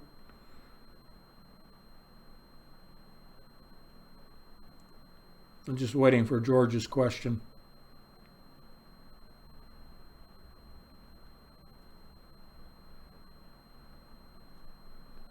Go ahead, George. Jen is asking, is the coronavirus a distraction to what is going on with Israel from the Patch Air vantage? I don't think so. I think that the most likely scenario is that, and I'm going to sound conspiratorial, that this was a release from a bioweapons lab in China. Now, whether that was purposeful or accidental, I don't know.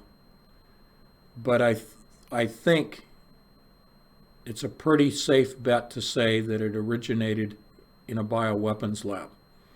I say that because it is novel. It's not been seen before.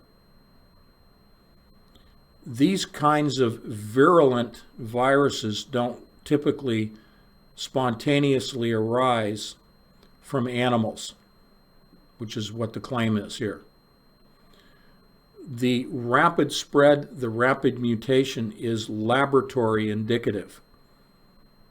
So as we get more information on the characteristics of this virus, I think it will point, those characteristics will point to a laboratory, genetically modified, genetically purposefully designer bioweapon.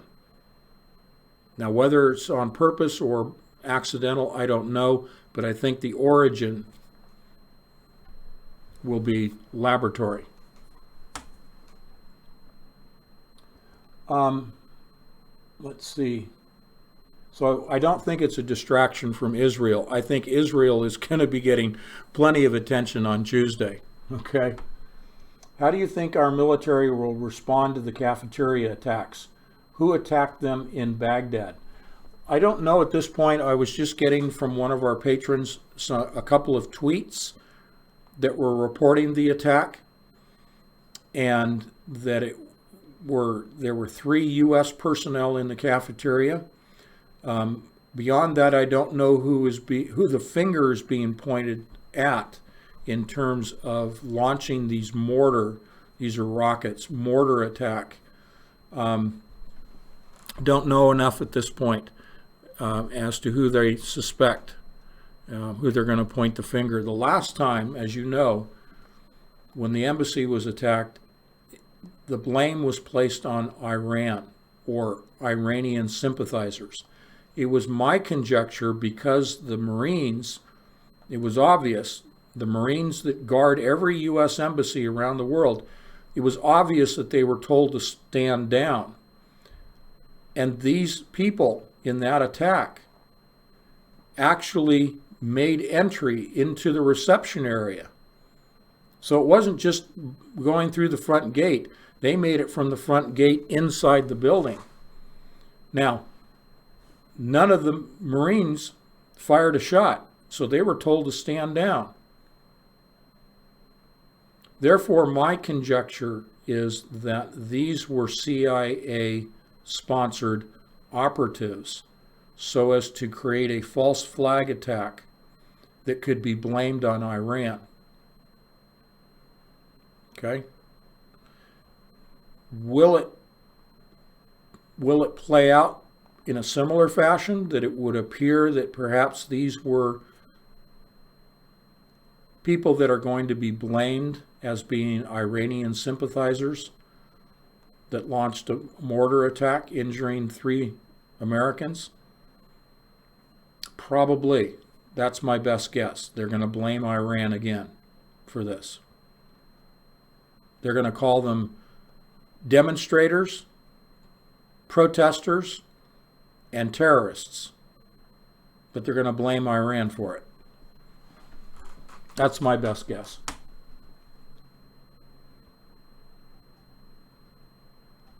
George, I'm waiting for that question that you're posting on behalf of someone else, which is fine. I'm happy to hear that.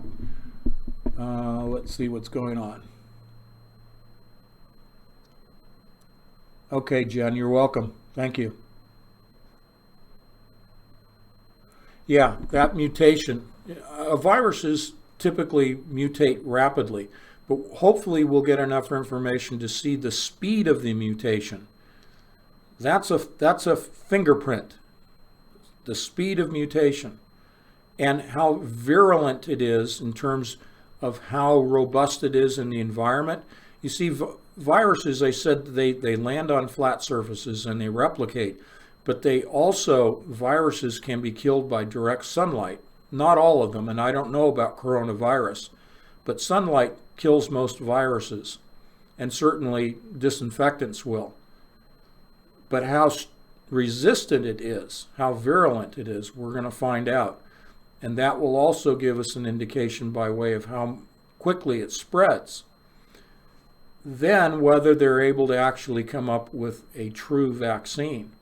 These are all going to be fingerprints that will lead us back to the point of origin, what I call the etiology of it, being laboratory. Okay.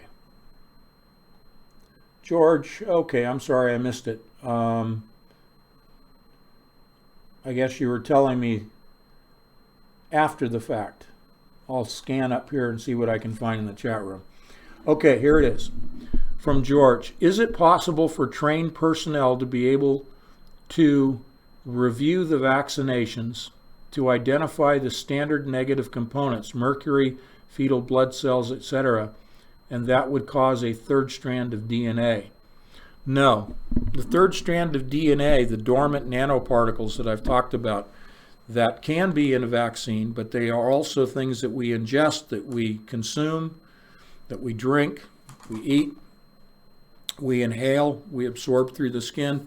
Those are already in the body, and these are not detectable. Okay, these are trace amounts that are not detectable. Typically, detection is because something is active. But if it lies dormant, typically it is not something that can be detected, and it is in such small quantities that even a blood sample is not necessarily going to reveal them. It would take an electron scanning microscope to detect them. Okay? Thank you, George. Okay. Mainstream media is not streaming any of this news. The bombing of Gaza. Okay, it's true. Yep, my source that I rely on. It's true. They're bombing, Anthony. Okay. All right. Send me the information, the tweets and whatnot. Send that to me through my email, if you would, please. Thank you very much for updating us. U.S. Air Force warplane activity over Basra, Iraq. Okay.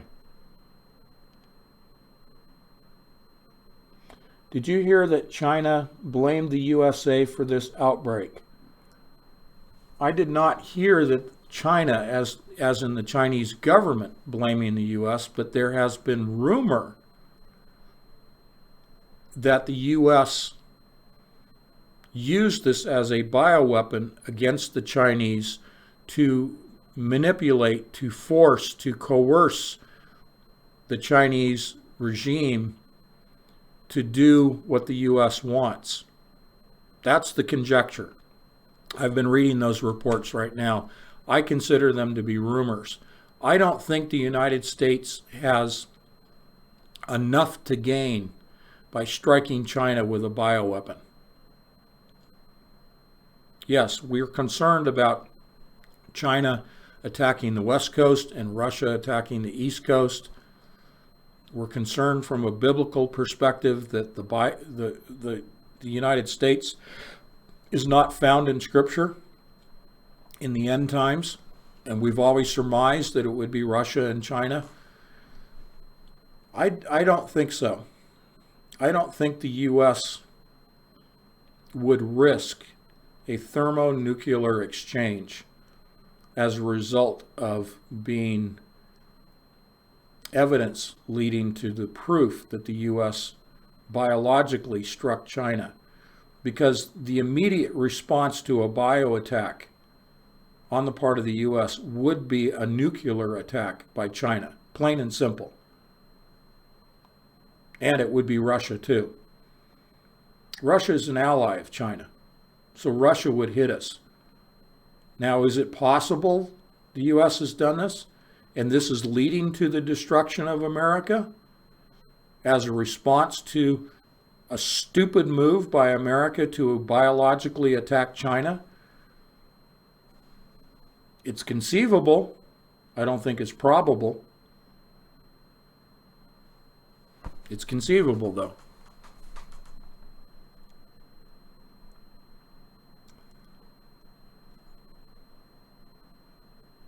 Okay.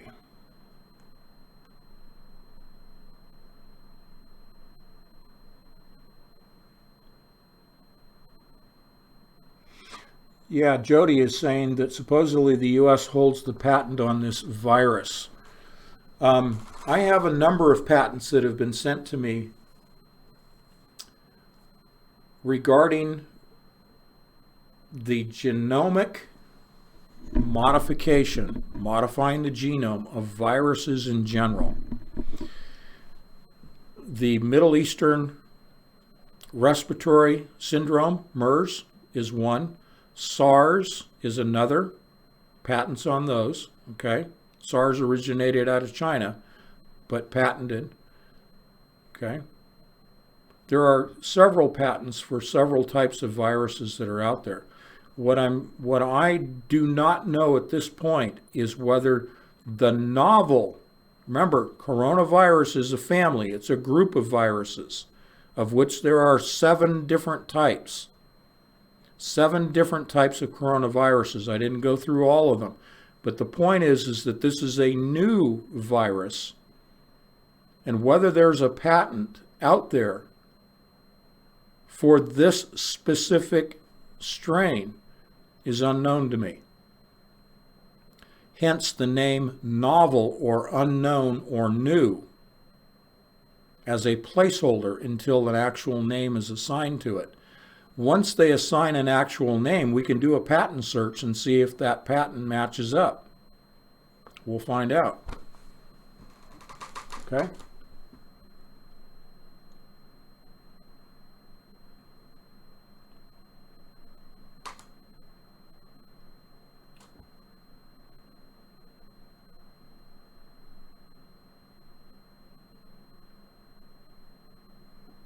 You're welcome, Debbie. No problem. Babylon Rising is by Rob Skiba. Are you aware of it and your thoughts? Question from Jose. Babylon Rising by Rob Skiba. No, I've not read it. I know Rob Skiba. He was a broadcaster when I used to broadcast on Truth Frequency Radio, but I've not read his book. I have sort of peripherally followed Rob Skiba for many years. He was going to come out with a feature animated film that he had been fundraising for many years, and I don't know what's happened with that, but yeah, I am familiar with the work of Rob Skiba.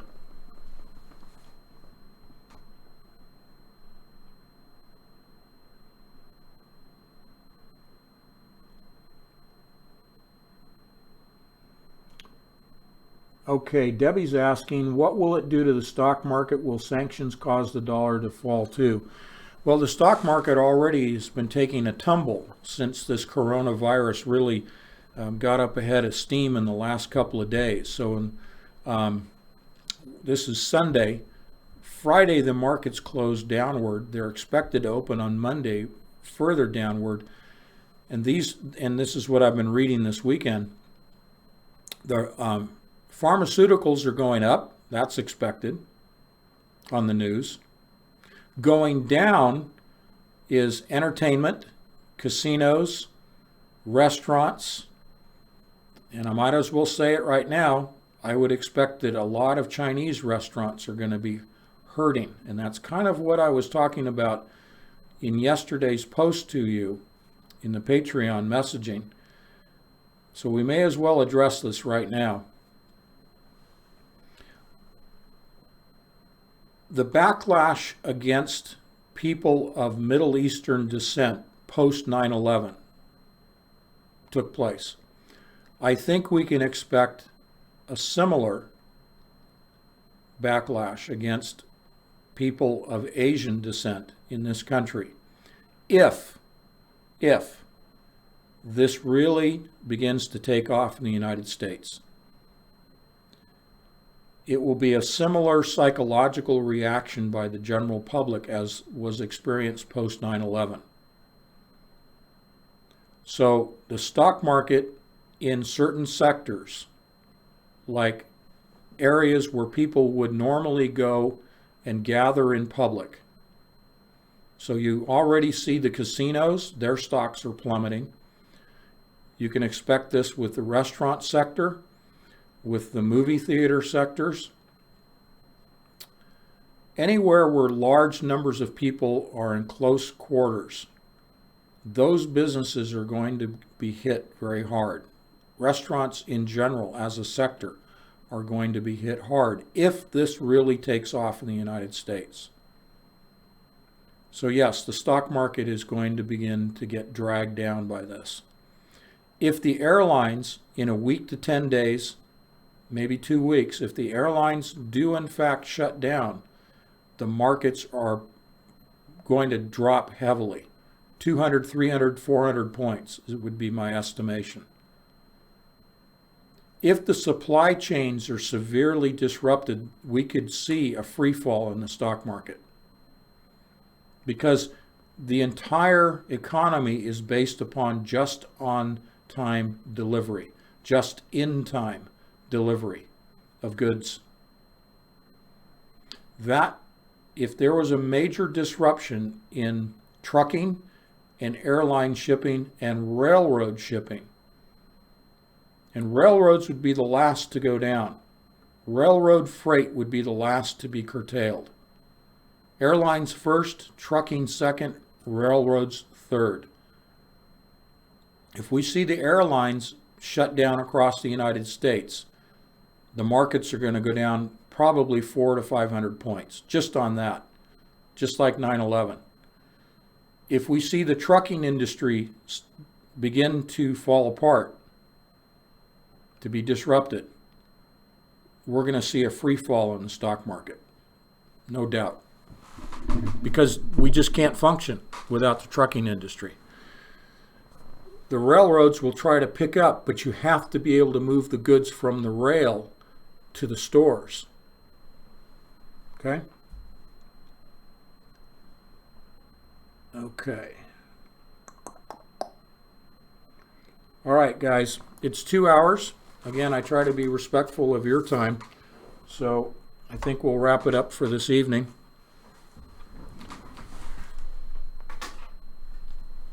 My monitor always wants to time out on me. Excuse me. Interesting. I apologize. The power was shut off on my monitor for some reason. Most of the time it just takes refreshing.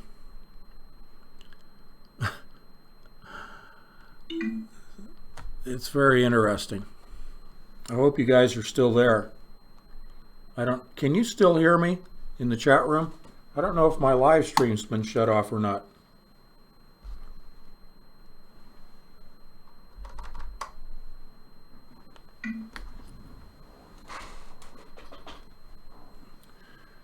Okay, I got it back. Thank you. Anyway, just my closing. Thank you, George. Closing comments. Underscore no fear in this. Please, don't allow yourself to succumb to the fear, because it's crowd psychology. And that's what they prey on, crowd psychology.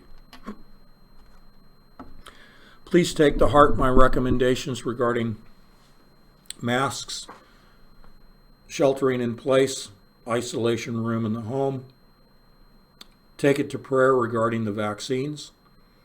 Pray for the peace plan, that it doesn't lead to sudden destruction. Pray for the Palestinians, because they're people just like you and me. Pray for the Israelis as well. Pray for the whole world. Keep the young boy that had suffered the gunshot wound to the head in prayer as well. I know there are several people in the chat room that also are suffering from physical ailments, and please pray for our friends in this group, in our chat. I want to thank you for your continued prayers. We get emails from you folks all the time thanking Kathleen and myself for what we're doing, but we thank you. We thank you for making this possible. We love the encouragement. You know, it can be kind of hard to read the things that we're reading, and a lot of things we never have time to share with you that we read. But that's okay. That's what the Lord has built us up for. Remember, supernaturally, we will all be provided for. Okay? We will be taken care of by our Lord and Savior Jesus Christ. And may God, our Father and Creator. Lord willing, we'll get back together Wednesday. No doubt Monday and Tuesday are going to be jam-packed with information, and I will bring that to you on Wednesday. Thank you, and God bless. Good night.